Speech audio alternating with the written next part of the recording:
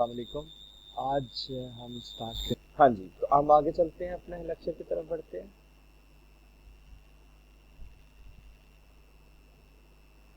इसी तरह जब भी आपने किसी क्वांटिटी को ऐड करना है, आपस में ऐड करने के बाद आपने दो चीज़ों को ऐड करना है, तो आपने इक्वल लगा के ये काम करना है। इक्वल ब्रैकेट, जो दो क्वांटिटी ऐड करनी है उनको आपने ऐड कर देना।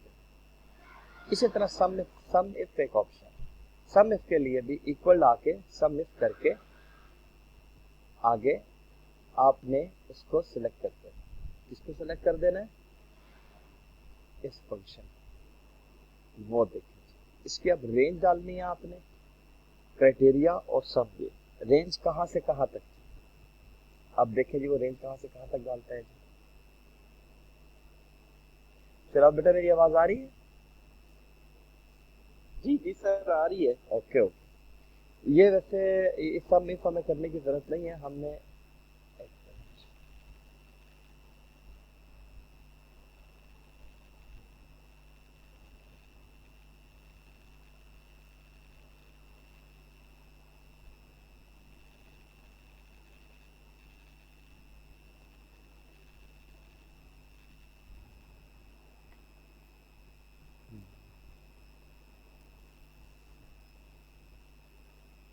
ये एक आसान तरीका, उससे भी ज्यादा एक आसान तरीका बता रहा हूँ। नहीं, ये भी नहीं।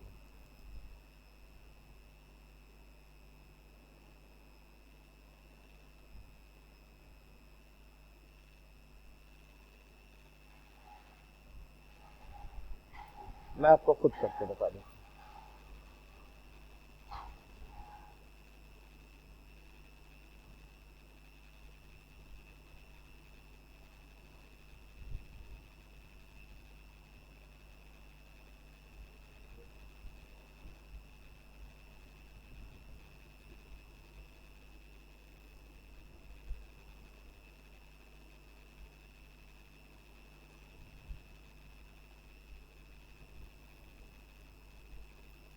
ये देख, ये आपका आ गया सम। जैसे कि मैंने आपको अभी अभी बताया कि इस करने का तरीका, अब मैं आपको इसको तमाम को करने का तरीका बता देता हूँ।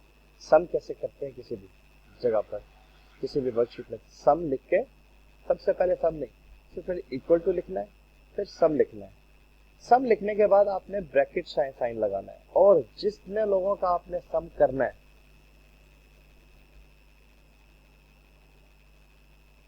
जिसका जिसका आपने सम लेना है, A5 ले लिया, A9 ले लिया, मैंने A5 और A9 लिया। A5 आपको पता है, A5 49 और A9 ये, तो मैंने इसको कर दिया एंटर। ये मेरे पास ये जवाब आ, ये है जी आपका वर्कशीट में सम करने का तरीका।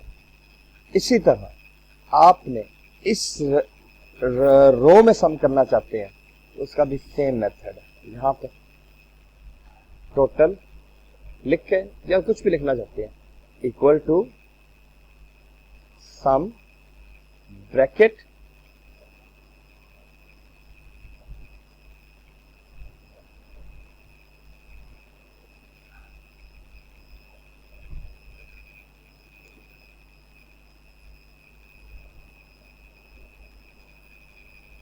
डाल दिया जी, एंटर कर दिया, ये आपका सम आता है। ये सम करने का एक बेहतरीन तरीका है। इसके बाद छोटी छोटी और चीजें जो मुझे आपको बतानी है, मैं आपको जरूर शेयर करूंगा यहाँ पे, जिसके अंदर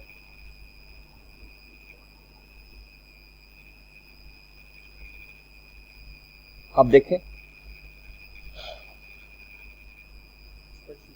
मेरे पास कुछ ऑप्शन है स्प्रेडशीट के ऊपर। मैंने एक ए कॉलम लिया, एक बी कॉलम लिया।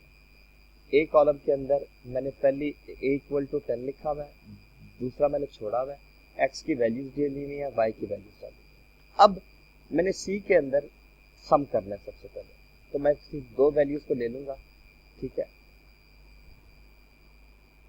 अगर मैंने सम करना है तो मैं दो वैल्यूज ले लूंगा, एक्स और वाई, ठीक है, और आगे मैं काम शुरू कर दूंगा। लेकिन यहाँ पर मुझे किसी भी कांस्टेंट फंक्शन की पावर चेक करनी है। जब भी आपने किसी भी के ऊपर एक्सेल शीट के अंदर किसी को पावर देनी है, जैसे लिखते हैं ना 2 रेज टू 2 की पावर 2, 2 टू 4 होता है, जिस तरह उसको 2 बार कंक्लूड किया जाता है, 2 टू 4। इसी तरह मैंने इसकी पावर देनी है तो A4 पावर के लिए कैप का बटन इस्तेमाल होता है। ये शिफ्ट बता देता हूँ किससे इस्तेमाल होता है जी, शिफ्ट करके 6 दबाना है, शिफ्ट और 6 को मिलाना है, तब आपका ये कैप का बटन आएगा और जितनी पावर उसको देनी है ऊपर वो लिख देना।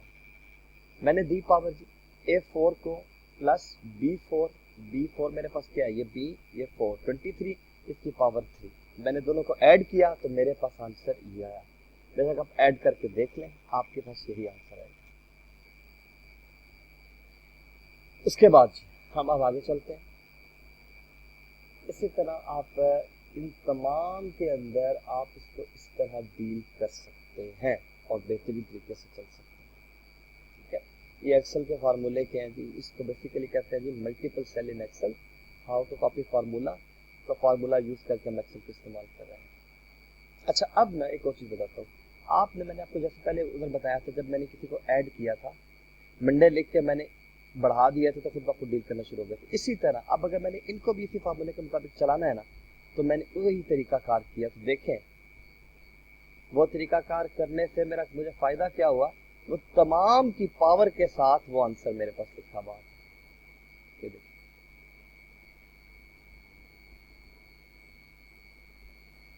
मुझे दोबारा हर बंदे की जाके, हर क्वेश्चन की जाके, हर एंट्री की जाके मुझे मेहनत नहीं करनी पड़ी। मुझे ये नहीं देखना पड़ा कि मुझे हर एंट्री को कैसे डील करना। ठीक है, अब मैंने यहाँ पे लिखा था A = 10। ठीक है, अब मैं चाहता हूँ कि मैंने वैसे एक एंट्री डाल दी थी जस्ट के फार्मूले के अंदर इसको इस्तेमाल कैसे करते हैं। ठीक है, तो मैं अब आपको आगे तरीका बता रहा हूँ कि अब आगे क्या करना है इसके साथ।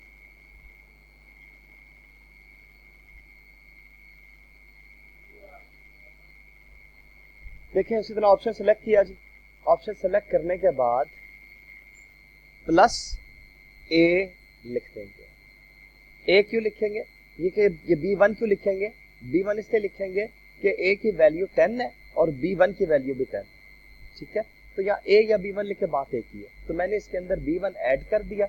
जब मैंने B1 ऐड कर दिया तो मैं यहाँ पर इसका आंसर लेना चाहता हूँ, तो इस तरह हमारे पास इसका वो आंसर आ गया। पहले देखिएगा तो 68 था गालबन, अब यहाँ पर 78 हो गया। चलो देख लेते हैं क्या था पहले। हाँ, पहले से वो देखें 68 था, अब A1 ऐड करने के बाद 78 हो गया। अब मुझे आगे भी इसी तरह इसी कंडीशन के मुताबिक अगर मैं चलना चाहूँ तो मैं आगे भी इसी को लेके इस तरह चल सकता हूँ। पूरा फार्मूला शीट इसी तरह काम कर सकते हैं। देखिए, ऐड किया, फिर आगे इसी तरह ऐड होता जाएगा।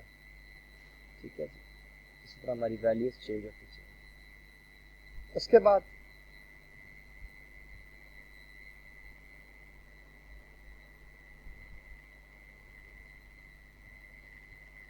फार्मूला सेल्स को मर्ज कैसे करते हैं, ये भी बड़ा एक इंपॉर्टेंट टॉपिक है। आए जी, अब इसको देखते हैं। मेरे पास एक मैंने लिखा जी profit monitor, second quarter home gym sales April. ये मैंने कुछ एंटिटीज ना अपने पास से डाली। अब मैंने इन एंटिटीज को कैसे लेके चलना है देखते हैं। सबसे पहले मैंने देखा कि मुझे अगर आपने थीम चेक करनी है तो आप यहाँ से थीम्स देख सकते हैं, आप चेंज कर सकते हैं थीम्स। तो देखा, जैसे जैसे आप थीम्स के ऑप्शन पे जा रहे हैं, पीछे से आप थीम चेंज हो रहा है, स्टाइल चेंज हो रहा है, आप यहाँ से अपने और इसका स्टाइल चेंज कर सकते हैं आराम से। इसके बाद जी प्रॉफिट मरीटिया, मैं चाहता हूँ कि मैं इसको सेंटर अलाइन करूँ। हमारा टॉपिक भी यही है कि हम मर्ज सेल कैसे करते हैं, सेंटर कैसे लगाते हैं, ठीक है जी, मार्जिन कैसे सेट करते हैं। तो इस पोर्शन के अंदर आज हम ये सब करें।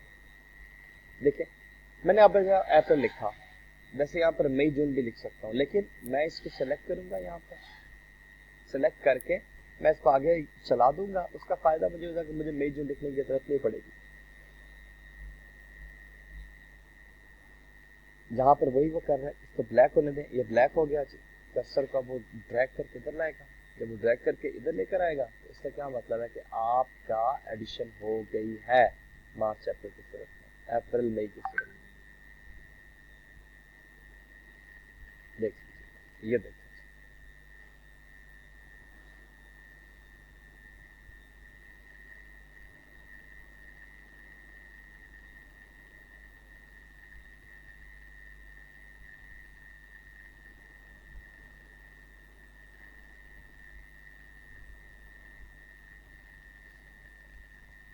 अच्छा, बात उसी पर आती है जी। अब मैं क्या करूँगा कि मैं चाहता हूँ कि मैं इस प्रॉफिट मोरिटिया को मैं इधर ले आऊं, ठीक है। अगर बेहतर तरीका ये है कि मैं इसके सारे को सिलेक्ट करूँ, सिलेक्ट करने के बाद मैं यहाँ पर ऊपर जाऊँ, मर्ज एंड सेंटर लिखा हुआ जहाँ देखें तो सेंटर में आ सारे, यानी कि किसी भी चीज़ की जैसे हेडिंग नहीं होती कि आपके पूरे पेज की एक हेडिंग है, जिस तरह किसी का नाम हो सकता है, ये नाम ये एक इंग्लिश नाम है, इसका मैं अब इसका फॉन्ट चेंज कर सकता हूँ, स्टाइल चेंज कर सकता हूँ, मैं इसके साथ लेके चल सकता हूँ जिस तरह साथ स्टाइल है सेम है। प्रॉफिट मोरिटिया मैंने ऊपर लिख दिया। अब थोड़ा मैं इसका स्टाइल चेंज करने जा रहा हूँ, स्टाइल के साथ चेंज करने जा रहा हूँ कि पता चले कि कैसे करना है, स्टाइल कैसे चेंज करना है, आपको पता होना चाहिए। ये हमारे ये ऑप्शन में गया, यहाँ पर ये देखते हैं मुख्तलिफ किस्म के स्टाइल लगे हैं, हेडिंग्स मुख्तलिफ किस्म के। ये देखो मैंने हेडिंग 2 देखी, दोबारा मैं बता देता हूँ।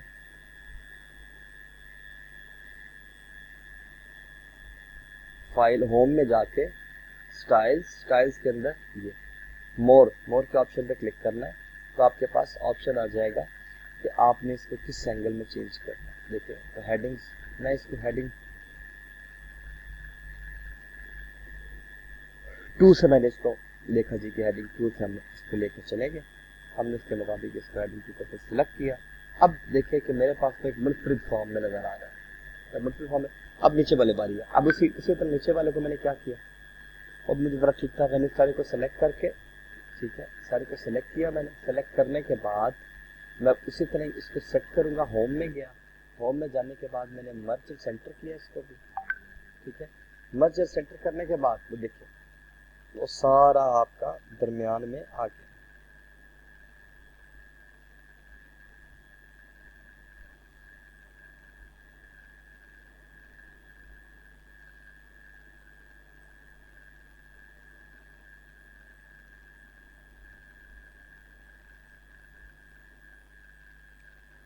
इसी तरह हम आगे चलेंगे।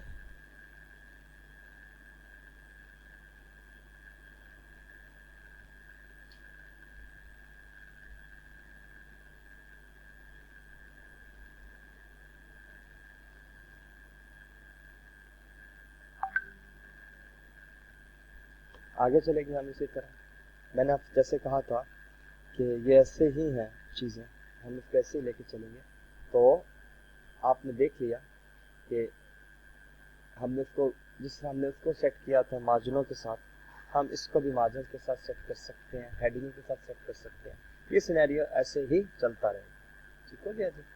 और इसी तरह मैं इसको भी अगर अब सेट करना चाहूँ तो मैं इसको भी कर सकता हूँ। होम में गया, होम में जाने के बाद इसको मैं चाहता हूँ कि दरमियान में आ जाए सारे ना, तो अलाइन कर दिया, वो देखिए एक बेहतरीन तरीके से वो सारे अलाइन में। यहाँ तक तो भी आज का आपका टॉपिक थी, ठीक है। और नेक्स्ट वीडियो में हम इंशाअल्लाह नेक्स्ट लेक्चर में हम कुछ और इसको देखेंगे। ख्याल रखिएगा अपना, अल्लाह हाफ़िज़।